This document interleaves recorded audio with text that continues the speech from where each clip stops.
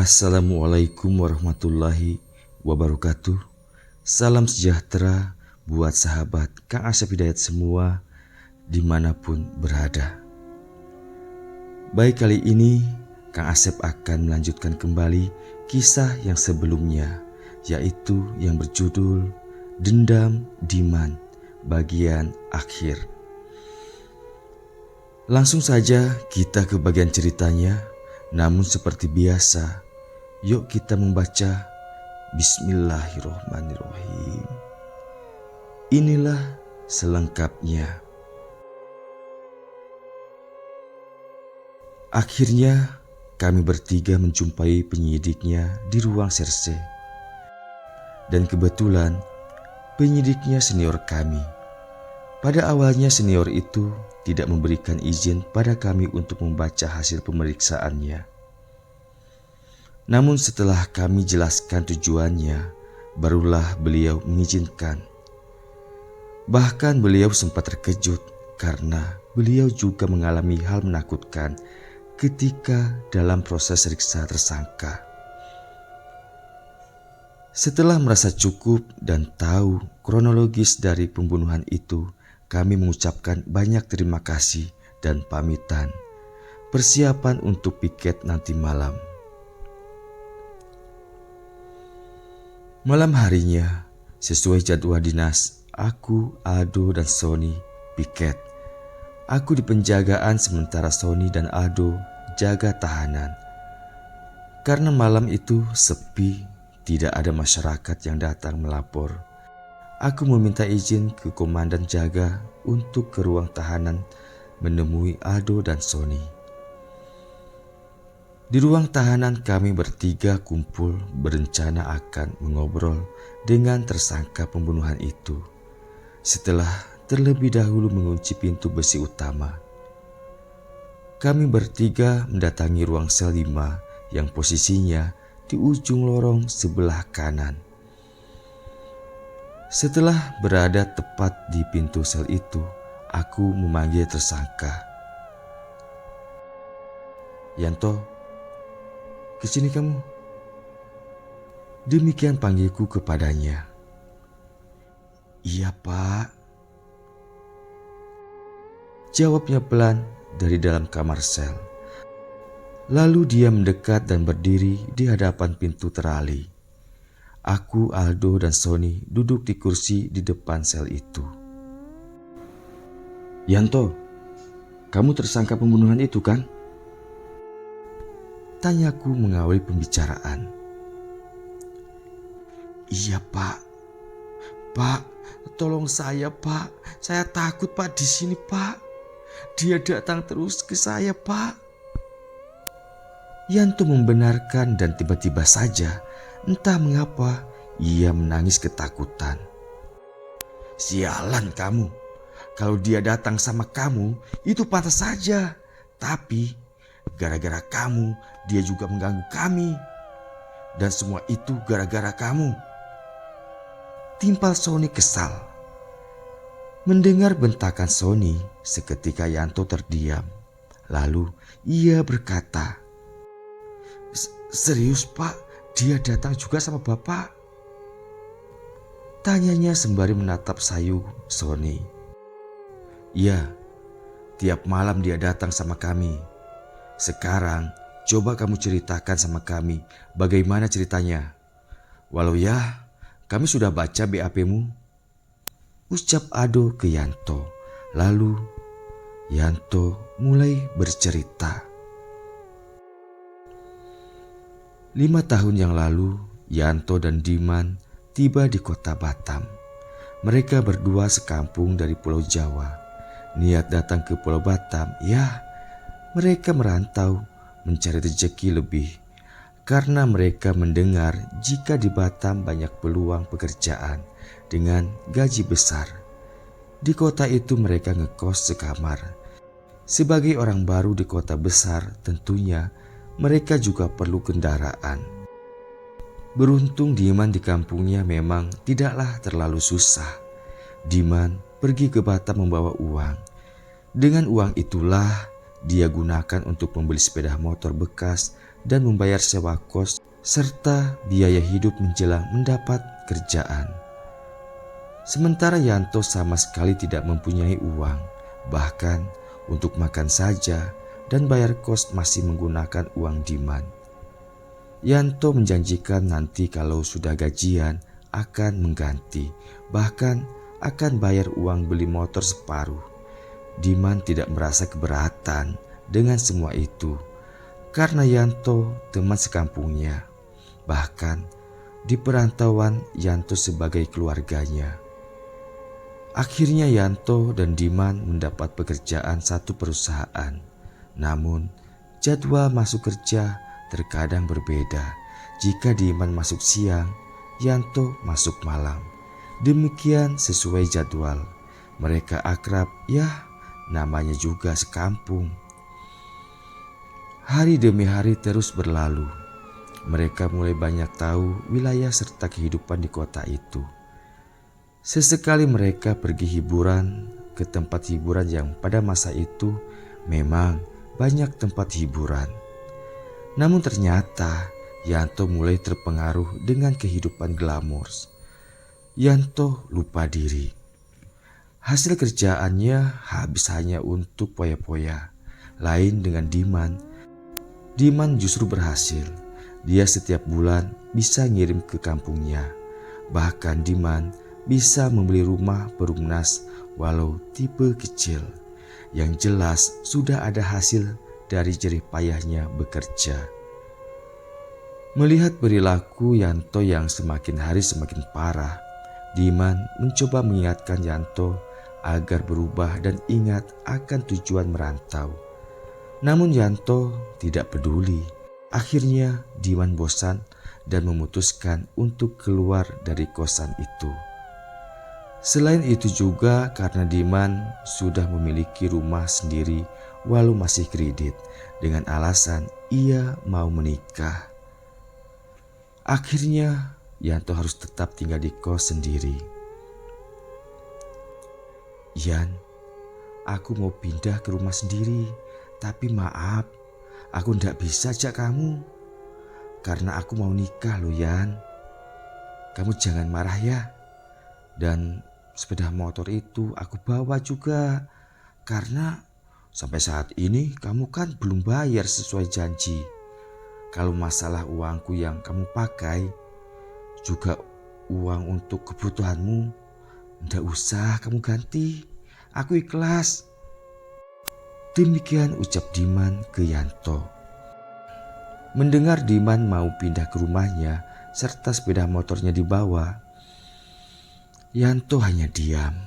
Lalu Diman pergi dengan membawa pakaian saja dan sepeda motor, sementara semua barang-barang yang pernah ia beli ditinggalkan untuk Yanto. Sebulan setelah pindah, mereka tidak pernah ketemu dan komunikasi karena memang jadwal kerja yang berbeda.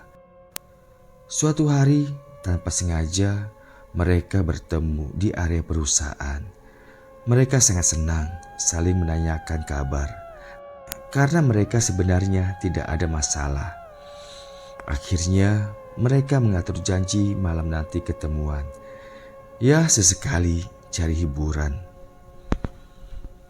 Singkat cerita, jam 9 malam mereka bertemu di sebuah kafe.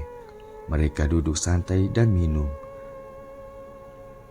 Man, kelihatannya kamu semakin sukses ya, ucap Yanto kepada Diman. Biasa aja lah Yan, aku cuma berusaha untuk merubah hidup saja, jawab Diman sembari tersenyum. Lalu Yanto berkata lagi, oh iya Man, aku perlu modal. Bisa aku minjam uangmu 10 juta saja. Sebulan nanti aku kembalikan. Demikian ujar Yanto mengutarakan niatnya. Mendengar ucapan Yanto yang bermaksud meminjam uang kepadanya, Diman sedikit terkejut. Lalu ia berkata, duh Yan, aku ya ndak punya uang segitu banyak. Kemarin aku baru beli motor baru, jadi uangku sudah tidak ada lagi.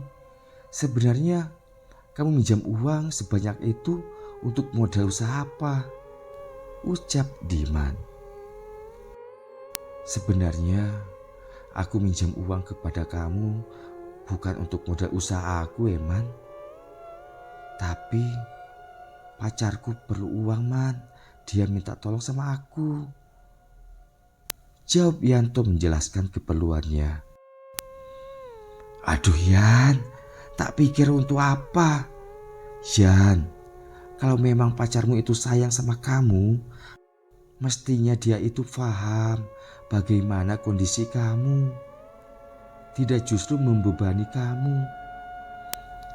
Ucap Diman sedikit kesal.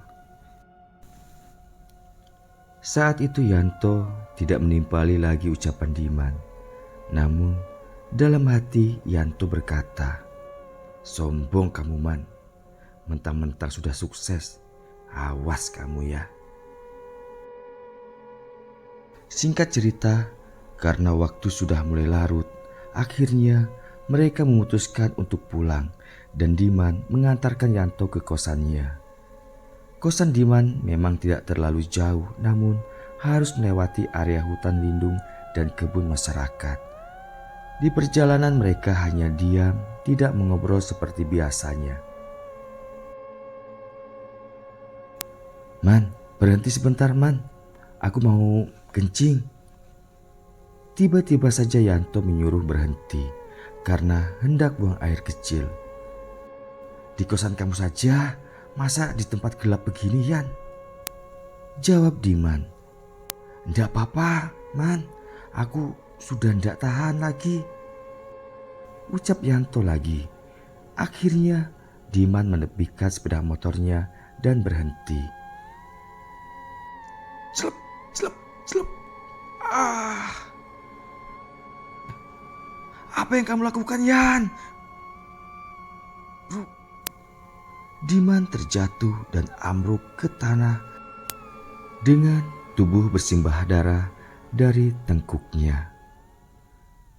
Ya, Yanto telah menikam Diman secara brutal dari belakang. Dengan sigap Yanto mendorong sepeda motor Diman ke semak belukar. Lalu ia kembali dan menyeret tubuh Diman yang tengah merintih tak berdaya. Yanto dengan kasar menyeret kaki Diman dibawa ke dalam semak belukar. Dengan pisaunya, Yanto merobek baju Diman untuk dijadikan tali pengikat kaki dan tangan Diman. Tangan Diman diikat di bagian belakang, lalu kedua kakinya diikat juga. Saat itu Diman masih terlihat bernafas. Terakhir, Yanto menikamkan pisaunya berkali-kali ke bagian perut serta dada Diman. Yanto, kamu kok tega sama aku? Itulah suara terakhir yang keluar dari mulut Diman. Mungkin karena merasa sakit yang teramat sangat. Dalam kondisi sekarat, ia menekuk tubuhnya hingga lututnya bertemu dengan dagu. Lalu Diman tidak bergerak lagi. Setelah yakin Diman tidak akan hidup lagi, Yanto dengan cepat meninggalkan tempat itu menggunakan sepeda motornya Diman. Seperti itu Pak ceritanya. Saya iri sama Diman karena Diman sukses dan tidak mau minjemin uang kepada saya. Tutup cerita Yanto kepadaku juga Aldo dan Sony. Terlihat dari sudut matanya Yanto mengalirkan bening air matanya. Yanto menangis. Bajingan kamu. Tanpa terduga, tiba-tiba saja Aldo berdiri dan meninju dada Yanto dari celah jeruji besi. Aldo merasa geram dan emosi mendengar cerita Yanto. Yanto terhuyung beberapa langkah. Tiba-tiba saja tercium bau bangkai yang begitu menyengat di ruang sel itu.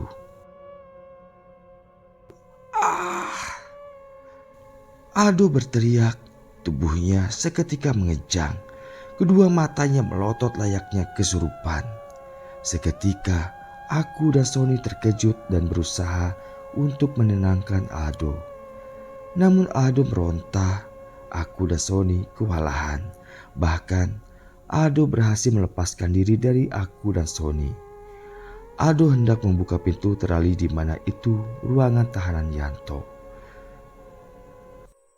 Takut akan terjadi hal yang tidak diinginkan.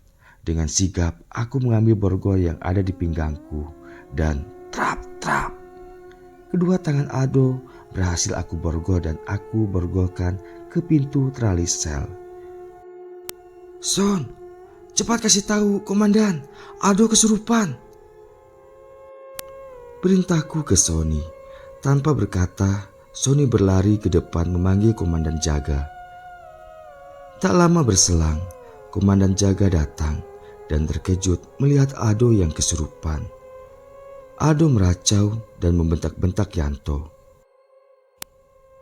"Aku tidak terima, Yanto. Kalau aku mati, maka kamu harus mati juga. Biadab kamu, Yanto." Demikian ucap Aldo kepada Yanto yang saat itu entah suara siapa yang jelas itu bukan suara Aldo. Mungkin itulah suara Diman. Sementara di dalam ruangan tahanan, Yanto meringkuk di sudut ruang tahanan yang temaram sembari menangis ketakutan. "Ampun Diman, aku minta maaf Man, aku hilap." Demikian ucap Yanto. "Izin Dan, sekarang bagaimana? Apakah komandan masih mengatakan saya halusinasi?" ucapku kepada komandan jaga. Komandan jaga hanya diam dan memandangku khawatir. Lalu ia mengeluarkan ponsel dari saku celananya dan sepertinya ia menghubungi seseorang. "Halo, Assalamualaikum Pak. Maaf mengganggu, saya minta tolong datang ke kantor sekarang juga ya. Anggota saya kesurupan Pak D. Segera ya Pak D." Demikian komandan jaga berbicara di ponsel lalu menutup kembali. "Yat, sekarang kamu tunggu saja si Aldo di sini ya. Saya ke depan dulu, nunggu orang pintar mau datang," perintahnya kepadaku. "Siap Dan," jawabku singkat. Lalu komandanku melangkah pergi. Singkat cerita, orang pintar temannya komandan datang dan langsung melakukan ritual. Lumayan lama ia lakukan. Di ruang sel mengepul asap menyan yang sungguh membuat aku semakin merinding. Orang pintar itu duduk bersila di ujung lorong yang gelap dengan sikap seperti orang tengah semedi. Kira-kira jam 3 subuh ritual selesai dan Aldo kembali sadar. Namun terlihat sangat lemah. Kemudian aku dan Sony memboyong Aldo dan membawa ke ruang penjagaan. Di ruang penjagaan kami berkumpul mendengarkan penjelasan dari orang pintar itu. "Jadi begini komandan, jin korinnya Diman itu ingin membalas dendam kepada Yanto. Cuma dia tidak bisa. Dia mau meminjam raganya Mas Dayat, tapi tidak bisa juga. Akhirnya dia masuk ke raganya Mas Aldo. Karena tadi Mas Aldo sempat marah, dan di saat marah itulah jin korin Diman berhasil masuk ke tubuhnya Mas Aldo. Sebenarnya jin korinnya Diman itu sudah dari seminggu yang lalu mengincar mereka bertiga untuk dijadikan media balas dendamnya sama Yanto. Begitu Pak Komandan." Demikian tutur orang pintar itu menjelaskan dengan panjang lebar kepada komandan jaga. Mendengar penjelasan orang pintar itu, komandan jaga manggut-manggut tanda mengerti dan sesekali ia bergidik ngeri.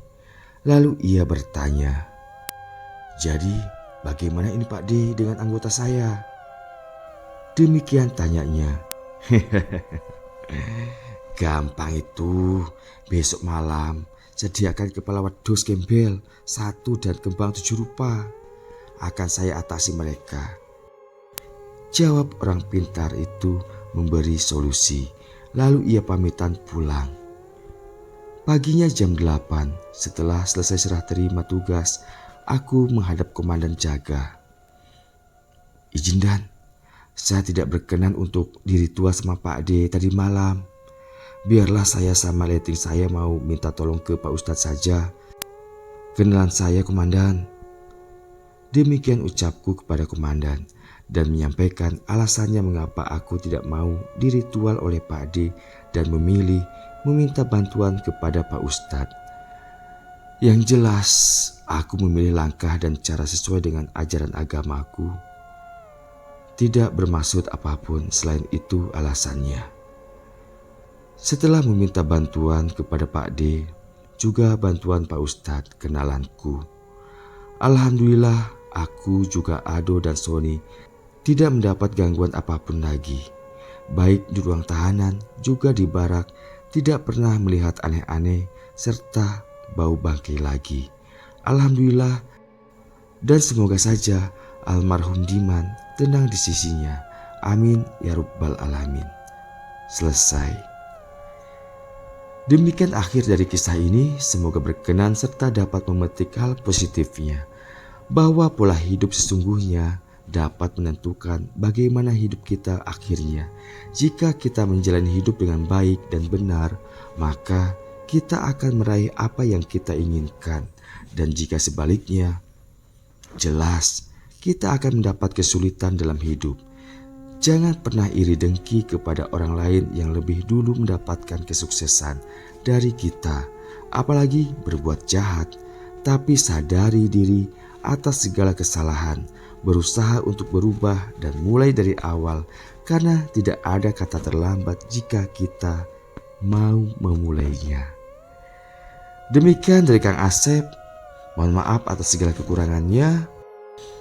Terima kasih sudah setia mendengarkan kisah-kisah Kang Asep. Kang Asep akhiri. Wassalamualaikum warahmatullahi wabarakatuh.